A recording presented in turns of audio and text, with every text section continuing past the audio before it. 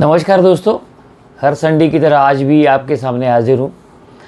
आप जानते हैं कि मैं कुछ ना कुछ देने की कोशिश करता हूँ। मुझे जो लगता है, मुझे जो भाता है, वो सब आपके सामने रखता हूँ। और इसकी वजह एक ही है कि आपको जो आप अपनी बैंक चला रहे हो या जिस बैंक में आप काम कर रहे हो उसको चलाने में आसानी हो, सुविधा हो। इस दिसंबर 2022 1 दिसंबर को रिज़र्व बैंक ने 3 इम्पॉर्टेंट सर्कुलर निकाले। मैं आज उन्हीं के बारे में बात करने वाला हूँ। हम सब जानते हैं कि एक्सपर्ट कमेटी अपॉइंट होने के बाद या फिर BR एक्ट अमेंड होने के बाद में आगे क्या होने वाला है, किस तरह से होने वाला है, इसके बारे में मैंने कई बार चर्चा की है। लेकिन इस 1 दिसंबर को रिज़र्व बैंक ने 3 सर्कुलर निकाले और ये जो 3 सर्कुलर है बहुत इम्पॉर्टेंट है हमारे भविष्य के लिए, सेक्टर के भविष्य के लिए। इन सर्कुलर को अंडरस्टैंड करना काफ़ी ज़रूरी है, क्योंकि अगर हम इसको गलत ढंग से इंटरप्रेट कर बैठे तो चीज़ें बड़ी ख़राब हो सकती है। And it is precisely for this reason I intend to talk a little bit about these 3 key circulars which were issued by Reserve Bank of India on 1st of December. Very interesting circulars, extremely interesting, very simple, very plain, but then you must also learn to read between the lines.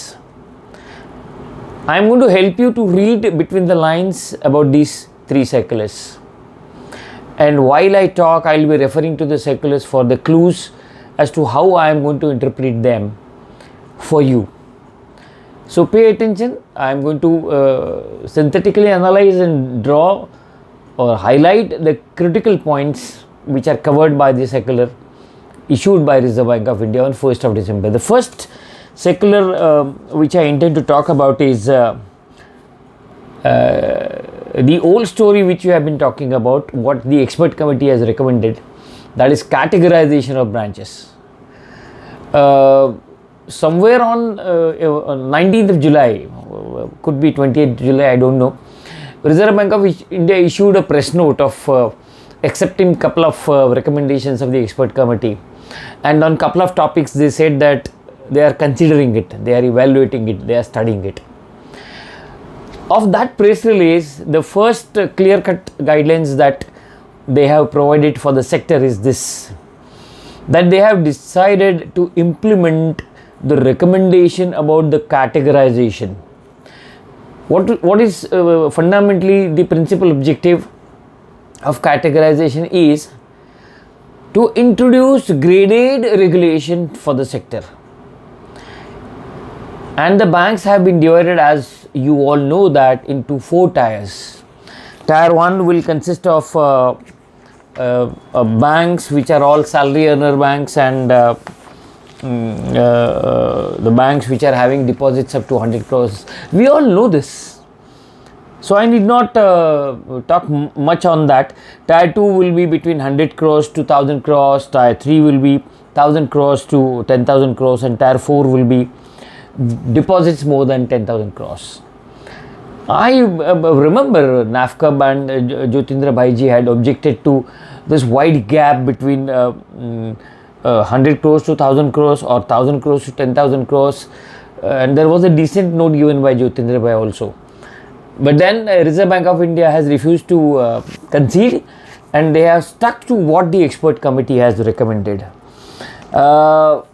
इसमें उन्होंने एक ये कहा है कि ये जो deposit आपका जब ग्रेडेशन होगा, उसका डिपॉजिट का बेस जो होगा वो इमीडिएटली प्रीसीडिंग फाइनेंशियल ईयर होगा।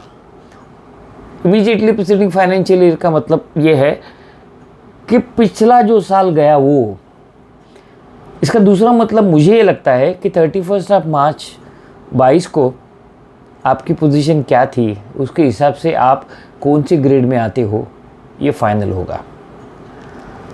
इसका मतलब ये है कि अगर 31 ऑफ मार्च 22 को आपके डिपॉजिट्स 125 करोड़ है तो आप टायर 2 में आ गए। आपके डिपॉजिट्स अगर 1005 करोड़ है, तो फिर आप टायर 3 में आ गए हो। और अगर आपके डिपॉजिट्स 10,005 करोड़ है तो आप टायर 4 में आ गए हो। I am just talking about the border line, the impact of the border line deposits that you are having, because hereafter what's going to happen, hereafter Reserve Bank of India is saying that अगर कोई bank ये tyre jump करती है, यानी कल मार्च 23 को अगर आप टायर 2 में से टायर 3 में जाते हो, इसका मतलब ये है कि टायर 2 1000 करोड़ है और आपके डिपॉजिट्स अगर मार्च 23 को 1025 करोड़ होते हैं, तो वो ये कहते हैं कि आपको 3 साल का ग्लाइड पाथ दिया जाएगा टायर 3 में माइग्रेट होने के लिए। जो भी हायर प्रोविजनिंग रिक्वायरमेंट है आपको मैक्सिमम 3 साल का पीरियड दिया जाएगा। जो एग्जांपल मैं ले रहा हूँ वो ये है कि मार्च 23 को समझो आप 1025 करोड़ के होते हो, तो 1025 के होने के बाद आपको टायर 3 के जो भी रेगुलेशन है वो अप्लाई हो जाएंगे। ये बाकी के 2 सर्कुलर्स में भी ये टायर 2 और टायर 3 और टायर 4 के बारे में जो ग्रेडेड रेगुलेशंस के बारे में भी मैं बात करूँगा। तो ये टायर जंप करना, यानी 2 में से 3 में जाना या 1 में से 2 में आना, इसका मतलब ये है कि आपको स्ट्रिक्टर CRAR लग सकता है, या फिर कुछ जो कानूनी चीज़ें होगी जो टायर 1 को माइल्डर रूप से होगी वो टायर 2, 3 और 4 को नहीं होगा। टेक्निकली आपको 3 साल इसीलिए दिए जाएंगे कि आप हायर ग्रेड में अगर जाते हो तो आपको अकोमोडेट करने के लिए आप टायर 3 में अगर रहना पसंद नहीं करते हो तो आप टायर 2 में रह सकते हो, लेकिन उसमें अवधि जो दिया गया है, the time that has been provided is of only 3 years only. और इस बारे में जितने भी सर्कुलर्स इशू किए गए थे वो रिपील हो गए हैं। लेकिन सर्कुलर की खासियत ऐसी है कि उन्होंने 2 सर्कुलर इस बारे में इशू किए थे। They had issue 2 circulars on this particular categorisation and all the 2 circulars have been now repealed with the issuance of this circular. But the interesting thing is that on point number 5 they are saying that following circular contains guidelines and directions from Reserve Bank of India on categorization of branches, and they are talking of a circular of 2009 which is repealed now. But the guidelines contained, they are simply highlighting that existing guidelines क्या है वो उसमें उन्होंने लिखा गया है। तो क्या है existing guidelines? टायर 1 और टायर 2 ये 2 ही कैटेगरी जो पहले थी, 100 करोड़ की डिपॉजिट तक आप क्या कहते हो उसको, टायर 1 में हो और 100 करोड़ के डिपॉजिट के ऊपर आप टायर 2 में जाते हो। ये एग्जिस्टिंग गाइडलाइन जो थी वो उन्होंने ये कहा है कि भाई एग्जिस्टिंग गाइडलाइंस में ये अभी बदलाव हमने लाया है। This is the change that they have brought in the existing guidelines. So this is a fairly simple circular, and even if it is the 2009 circular they are talking of, the circular is repealed from the date of issuance of this particular circular, that is 1st of December. Second interesting circular that they have issued, which is very very interesting, is that they are talking about the net worth requirements. What they are saying is that if you are in tier 1, in which case this is a second circular and your area of operation is a single district, then you should have a minimum net worth of 2 crores. For all other UCBs, you should have a minimum net worth of 5 crores. So why this minimum net worth of 5 crores and why this minimum net worth of 2 crores? Why they have prescribed? Because there are many banks in category C and D, their net worths are wiped off. And when the net worths are wiped off, they are saying that if you are in tier 2 or 3 or 4 category, or if you are in tier 1, the minimum net worth, which is 2 crores, should be maintained. If you are in tier 2, 3, 4, minimum net worth of 5 crores should be maintained. खुदा न खास्ता आपकी bank अगर ये minimum net worth maintain नहीं करती है तो उसमें भी उन्होंने ग्लाइड पाथ दिया है. This is the beauty of it. What they are saying is that कि समझो आप टायर 2 में हो और आपकी नेटवर्थ नेगेटिव है तो आपको पॉजिटिव नेटवर्थ जो अप्लाई होती है 5 करोड़ की, वो 5 करोड़ के सामने वो ये कह रहे हैं कि 2.5 करोड़ की पॉजिटिव नेटवर्थ आपको मार्च 26 तक लानी है और बाकी के 2.5 करोड़ यानी 5 करोड़ की नेटवर्थ मार्च 28 तक लानी है. So they have given you at least four years to reach the minimum net worth that is required and which is assessed by the Reserve Bank of India's inspecting officers every time. So this is a fantastic idea.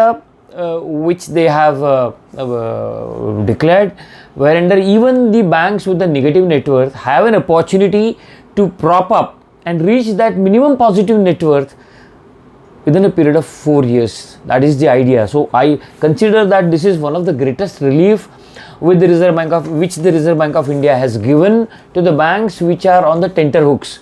जो negative net worth लेके चल रहे हैं उनके लिए ये आशा की किरण है. This is a ray of hope where they are giving you a glide path to reach that minimum network up to March 28, 50% by March 26 and 50% by March 28. इसको जोड़ के उन्होंने और एक चीज़ कह दी है कि भाई आप अगर टायर 1 बैंक में हो तो आपको मिनिमम CRAR जो है वो 9% का होगा. अगर आप टायर 2 में हो तो आपको मिनिमम CRAR जो है वो 12% का रखना है. और जो बैंक्स टायर 2 और टायर 4 में है लेकिन वो 12% में नहीं है तो उनको भी ग्लाइड पाथ दिया गया है. जो अर्लियर सर्कुलर में उन्होंने रेफर किया था वही यहाँ पे रिप्रोड्यूस किया गया है. This is not something new. What I saying is that ये जो बैंक्स है ये सब बैंक्स मार्च 24 तक कम से कम 10% CRAR में पहुंच जानी चाहिए. Minimum CRAR should be 10% by March 24, 11% by March 25 and 12% by March 26. This has come in an earlier circular. It would mean that the glide path has been given even for the tier 2 and tier 4 banks where they are faltering on CRAR to which the requirement has not been prescribed. Glide path has been given. Sufficient time has been given so as to ensure that you manage your risk weighted assets in such a way that you reach that risk weighted asset by March 26, that is 12%. एक चीज़ जिसकी हम काफ़ी सालों से demand कर रहे थे कि आपको अगर याद है नहीं है मुझे पता नहीं है 2014 में पहली बार स्टेट बैंक रिजर्व बैंक ने पहली बार रिवैल्यूएशन रिजर्व टायर 1 में कंसीडर करने के लिए पब्लिक सेक्टर या कमर्शियल बैंक्स को उन्होंने सहूलियत दी थी. हमें 8 साल लग गई ये सहूलियत आने को. It was somewhere in 2014 or 13 Reserve Bank of India issued guidelines where even the revaluation reserve was considered as a part of tier 1 capital. Of course, considering the discount value, मतलब 100 रुपये का अगर आपका रिवैल्यूएशन रिजर्व आता है तो आप tyre 1 में कितना पकड़ सकते हो 45 रुपया. 55% डिस्काउंट लेके वो निकालना होता है. उसके लिए उन्होंने ग्लाइड पाथ के बजाय उन्होंने गाइडेंस दिया है कि आप ये किस तरह से करोगे. प्रॉपर्टी इवैल्यूएशन किस तरह से करोगे, रियलिस्टिक होना चाहिए. और जो वैल्यू आप प्रॉपर्टी की करोगे वो 2 इंडिपेंडेंट वैल्यू से होनी चाहिए. प्रॉपर्टी के टाइटल में इसमें कोई ख़राबी नहीं होनी चाहिए, उसके ऊपर कोई इंक्रोचमेंट नहीं चाहिए. उसमें अगर वैल्यूएशन होता है तो वो रियलिस्टिक होने के बावजूद भी एक कंडीशन उन्होंने ऐसी डाली है कि इंडिपेंडेंटली बैंक उस प्रॉपर्टी को बेच सकना चाहिए. The bank should be in a position to sell that property whenever it requires. So there should be no hindrance for sale. And there is one more condition that they have stated is this that ये जो valuation revaluation reserve आप create करोगे based on the value of the property owned by the bank, your auditor should not have any concern, or what they're saying is that they should not give any qualified opinion. अगर वो qualified opinion देते हैं तो आपको revaluation reserve उनके opinion के हिसाब से पकड़ना पड़ेगा. उन्होंने अगर कहा कि आपने जो वैल्यूएशन किया है वो ओवर द मार्केट रेट है, वो नॉन रियलिस्टिक है, तो आपको वो कंसीडर करना पड़ेगा. Because qualified opinion by your statutory auditor will be viewed with jaundice eyes from that's what the indication of this particular circular is. और वैल्यूएशन के बारे में जो रिजर्व बैंक ने ऑलरेडी गाइडलाइंस दी है अप्रैल 8, 2022 को, उन गाइडलाइंस का आपको इस्तेमाल करना है और ये वैल्यूएशन करना चाहिए. और हर 3 साल में एक बार आपको ये valuation of property based on which you are going to create revaluation reserve, you should consider this. One of the fantastic thing that they are saying is this that this revaluation which you create you have the option to take it in tier 1 और tyre 2. क्यों लिखा है ऐसा tyre 1 और tyre 2 में? आपके पास option है. क्यों ऑप्शन है? ये ऑप्शन ऐसा है कि अगर आप इसको टायर 1 में पकड़ते हो तो आपका जो एक्सपोजर नॉर्म्स है उसमें फ़र्क पड़ता है. टायर 2 में जो आपके रिजर्व्स या फंड्स जो भी होते हैं वो उसके ऊपर आप एक्सपोजर नॉर्म्स कैलकुलेट नहीं कर सकते हो. सो टायर 1 में अगर आप पकड़ते हो तो because of the concentration risk guidelines, Reserve Bank of India is giving you a minor leverage whereunder you can improve your the small ticket size loans if these are considered in the tier 1. If the revaluation reserve is considered by your bank in tier 1 is what I believe. One of the most funniest thing is that this circular is issued on 1st of December. But is not applicable on 31st of March 23. You cannot make use of this particular circular for March 23. You will ask me why? Because they have put the date of implementation of this particular circular as 1st of April 2023. इसका मतलब ये है कि ये circular की इस circular की guidelines जो है would be applicable or would be implemented from 1st April 2023. So March 23 you don't get a chance of considering revaluation reserve in your computation or in your tier 1 computation, and therefore this circular is for the future. So ये जो circular जो है ये भी 1 दिसंबर का भी है.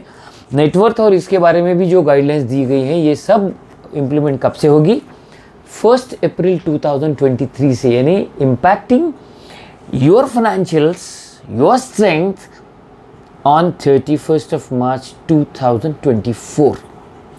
One of the most important thing which we all have been discussing and talking about, 2015 was the year, last year when the FSWM norms were revised.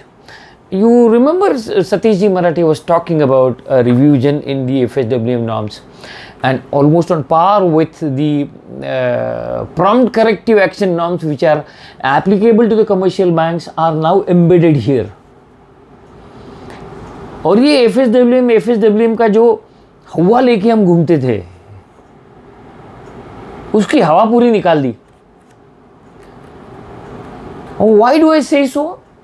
That the significance of FSWM is gone. Why do I say so? For the simple reason, reserve Bank ने हाथ ऊपर कर दिए. कैसे हाथ ऊपर कर दिए? कि भाई तुम तुम्हारा FSWM नए नाम से देखो, तुम खुद को डिक्लेयर करो और हमें बताओ. So you have to evaluate your own FSWM status, take a board resolution and inform the concerned regional office that you are an FSWM bank. आपने जैसे ये बोर्ड का रेजोल्यूशन लिया, रिजर्व बैंक को इन्फॉर्म किया, this particular decision will be subject of supervisory review. वो ये कहते हैं कि ये जो FSWM नॉर्म है, ये जो क्राइटेरिया उन्होंने प्रिस्क्राइब किए हैं, ये क्राइटेरिया हर एक बैंक एग्जामिन करेगी और उनको खुद को क्लासिफाई करेगी वो ऐसे FSWM है या नहीं है. है ना बढ़िया चीज़? आपको लगती है बढ़िया, लेकिन है नहीं बढ़िया वो, क्योंकि उन्होंने 2-3 चीज़ें ऐसी लाई हैं जो गहरी चोट कर सकती हैं. जैसे कि मेरे जितने भी वीडियो हैं, हर एक वीडियो में मैं ये कहते आया हूँ कि आपको you have to ensure that you are a compliant bank. If you are not a compliant bank and if you violate some of the regulations you are penalised. The greatest criteria apart from the revision in couple of items, I am going to talk about the greatest criteria which is going to pinch us. CRAR will be, जैसे मैं कह रहा था कि your CRAR should be 1 percentage point above the minimum CRAR applicable to UCBs as on the reference date. यहाँ पे वो CRAR का सर्कुलर आता है जो मैं कह रहा था ना, टायर 2 और टायर 4 को उन्होंने 2026 तक 12% 12% करने को बोला है. By March 2026 you should be 12%. इसका मतलब ये है कि 24 को 11% है, 24 को 10% है. ये जो कहा गया है, अगर आपको FSWM में आना है, अगर आपको रेफरेंस डेट में 11% CRAR का एप्लीकेशन नॉर्म आता है तो आप 12% पे होने चाहिए. अगर 26 को आपको FSWM में रहना है तो आपका CRAR 13% होना चाहिए, not 12%. So this is a fantastic idea that Reserve Bank of India has devised so as to ensure that you become stronger. So this is the first condition. Second condition is simple. उन्होंने जो gross NPA का 7% का था ना, उसको उड़ा दिया, क्योंकि उनका ये कहना है कि तुम्हारे पास, मैंने एक बड़ी बैंक देखी है जिनके पास ग्रॉस एनपीए जो है वो 15% है, लेकिन नेट एनपीए 0 है. So the significance of gross NPA which was in theory is now practically gone. आपके gross NPA, whatever be your gross NPAs, the focus will now be on the net NPAs, which should be less than 3%. ये कहाँ से आ रहा है, ये story कहाँ से आ रही है? मेरे पिछले 2-3 वीडियो आप देखिएगा, आपको पता चलेगा. They are driving you towards the provision coverage ratio. You must make provisions whereunder the current story is that the public sector and commercial banks are having almost 87-88% of provision coverage ratio, and the urban cooperative banks are still struggling in the range of 50 to 60%. इसका मतलब ये है कि वो ये कह रहे हैं कि your net NPA should be 3%. It would mean that they are asking you to improve your PCR. So this is the key thing that has happened. Net profit के बारे में उन्होंने प्रीसीडिंग 3 years का नेट प्रॉफिट के बजाय उन्होंने ऐसा कहा है कि पिछले 4 में से कम 3 साल एक बार प्रॉफिट होना चाहिए. This is the great leverage that has been given. What is the leverage as I see it? समझो मैं 22 में बैठा हूं, मेरे पास 22 में प्रॉफिट है, 21 में लॉस है, 20 में प्रॉफिट है, 19 में प्रॉफिट है, 18 में भी प्रॉफिट है, लेकिन बीच का 1 साल मेरा लॉस है. तो वो ये कहते हैं कि पिछले 4 में से 3 साल अगर प्रॉफिट है तो आप एफएसडब्ल्यूएम की ये कंडीशन पूरी कर सकती हो, बशर्ते हालांकि ये लॉस इमीडिएटली प्रीसीडिंग ईयर में नहीं चाहिए. यानी अगर आप 22 में के प्रॉफिट में हैं और 21 में आपका अगर लॉस है तो आप ये क्राइटेरिया फुलफिल नहीं कर रहे हो, you are not fulfilling this particular criteria. और बाकी CRAR SLR के बारे में मुझे कहने की ज़रूरत नहीं है. पिछले FSWM नॉर्म में और एक चीज़ जो थी वो इस बार इसमें नहीं है. What is that? Regulatory comfort. They are not talking of regulatory comfort in revised FSWM guidelines, but they are driving you nuts. They are driving you nuts. What they are saying is this, that you should have sound internal control system. अभी decide कौन करेगा? Sound internal control system तुम्हारा board करेगा. Correct. कैसे करेगा? How board will decide that you have a sound internal control system? तो आप एक किसी सीईओ को पकड़ोगे या आपके स्टैट्यूटरी ऑर्डर को बताओगे कि यार हमारे पास साउंड इंटरनल कंट्रोल सिस्टम में ये सर्टिफिकेट दे दो. Will it work? It's absolutely a subjective matter where Reserve Bank of India can hang all the banks. Simple. That you have a sound control system, how you are going to establish is not clear here, because this is a subjective norm. And as I believe, sound and internal control system will drive Reserve Bank of India towards that idea of regulatory comfort. क्योंकि आप RBI का कोई सा भी inspection report आपके 10 साल का 25 साल का निकाल के देखो आप, वो हमेशा यही कहते हैं, आपका कितना भी क्रेडिट अप्रेजल स्ट्रांग हो वो यही कहेंगे, credit appraisal requires improvement. Scope for improvement exist everywhere. No, you know how your credit department function, you know how the appraisal takes place in your bank. So ये argument को आपको defend करना बहुत कठिन हो जाता है, क्योंकि आप ताल ठोक के, सीना ठोक के ये नहीं बोल सकते कि भाई हमारा क्रेडिट अप्रेजल सिस्टम फैंटास्टिक है, क्योंकि अगर वो फैंटास्टिक होता तो आपके ग्रॉस एनपीए भी 0 होते. आपके पास ग्रॉस एनपीए है, इसका मतलब ये है कि आपके अप्रेजल में कोई गड़बड़ी है. This is a generic statement I am making, दिल पे मत लो. This is what I see from this circular. Sound internal control system, you will claim that we have a sound internal control system. When all these assessment which you are going to do, you have to report to Reserve Bank of India. Reserve Bank of India is going to come and inspect how you have declared yourself as FSWM. You don't have sound internal control system. So you have classified your bank wrongly as FSWM. आसानी क्या होगी? खुद को declare ही मत करो FSWM. खुद को declare मत करो. FSWM का इंपॉर्टेंस मुझे यहाँ पे जाते हुए दिख रहा है, क्योंकि रिजर्व बैंक ने लाइसेंसिंग थोड़ा लिबरलाइज किया है. वो 10% लाइसेंसिंग वाला सर्कुलर आप जानते हो. आप FSWM में नहीं हो लेकिन आपका सब अच्छा है, तो रिजर्व बैंक आजकल आपको लाइसेंस देने के लिए इतना कतराती नहीं है. They look to you positively. लेकिन अगर आप मैं FSWM में हूँ and you declare that I am in FSWM, they are going to come and question you, boss, show me where is the sound internal control system. Having 2 professional directors on board is fine. It doesn't require brain. You pick up 2 or 3 CAs and you go ahead on that. As simple as that. But then sound internal control system is a catch in this circular is what I believe. And then secondly, CBS होना चाहिए. तो पुरानी बात है, उन्होंने सिर्फ repeat की है यहाँ पे. एक चीज उन्होंने और ऐड की है. वो चीज जो ऐड की है, इसके लिए मैं हर बार कहता हूं कि बी ए कंप्लाइंट बैंक. पेनल्टी मत खाओ यार. आप पेनल्टी खाओगे तो आपको उनका जो क्लॉज ये कहता है कि no monetary penalty should have been imposed on the bank on account of violation of RBI directions guidelines during the last 2 financial years. आप समझ रहे? पेनल्टी लग गई, 3 साल गए अंदर. FSWM में तो आप हो भी नहीं. आपके नंबर्स भले ही बहुत बढ़िया हैं. You have fantastic numbers. Net NPA 3 के नीचे, ग्रॉस NPA 3-4 के आसपास है, प्रॉफिट फैंटास्टिक है, CRAR 13-14% है, सब बढ़िया है. Everything is superb.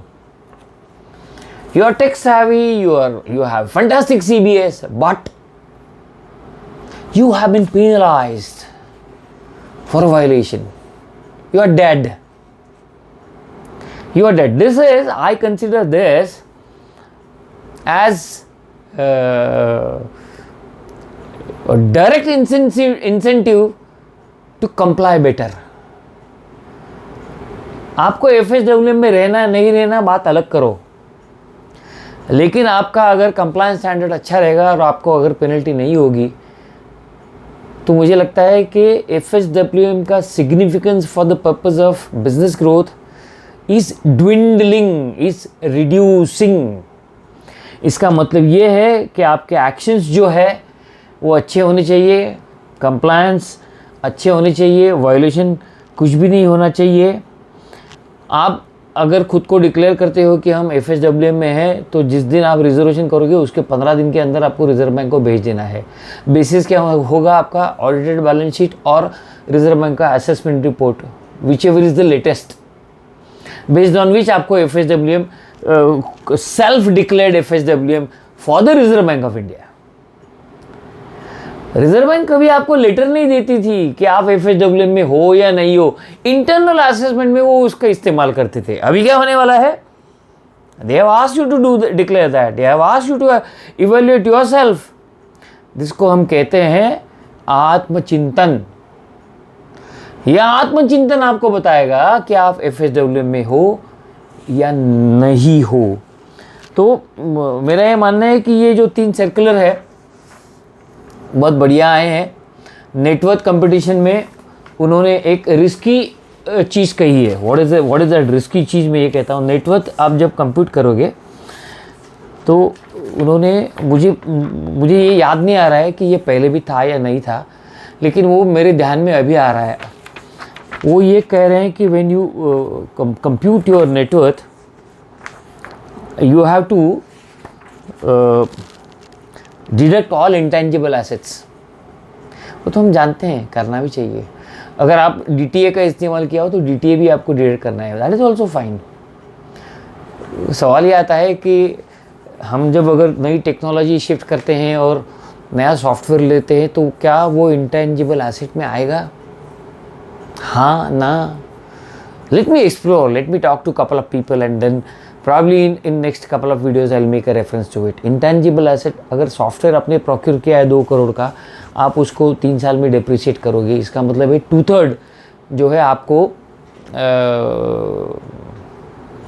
डिडक्ट करना पड़ेगा नेटवर्क कंपटीशन से। चिंता करने की कोई बात है नहीं। मुझे तो ये लगता है कि ये जो 3 सर्कुलर निकाले हैं, it is a future guide path for the urban cooperative banks on the basis of expert committee recommendations. This was in the offing. A part of it has been imported from the expert committee report, and Reserve Bank of India had already declared on 19th of July, these are accepted, these are under consideration. So whatever they had accepted, they have now declared by way of guidelines to the entire urban cooperative banking fraternity. मेरे interpretation जो RBI के circular के हैं आपको अगर अच्छे लगते हैं, मैं जो आपसे बात करता हूँ वो अगर आपको अच्छी लगती है, तो कृपया सब्सक्राइब कीजिए चैनल को, मेरे वीडियो शेयर कीजिए, लाइक कीजिए। जो भी सवाल आपको लगते हैं पूछिएगा, मैं ईमेल आईडी हर वीडियो में देता हूँ। अगर आपको लगता है, मुझे अगर लगता है कि आपने दिया हुआ सवाल है उसके ऊपर ऐसे लिखना या आपको डिटेल रिप्लाई देना पॉसिबल नहीं है, तो मैं खुद होके आपको नंबर देता हूँ कि आप मुझे कॉल कीजिएगा। Happy banking, this is December and, you have still 3 months to ensure that you reach your number. I wish you all the best. Please watch my coming video about the forecast for urban cooperative banks in 2023, possibly in the first week of January 2023. Till then, thank you for watching.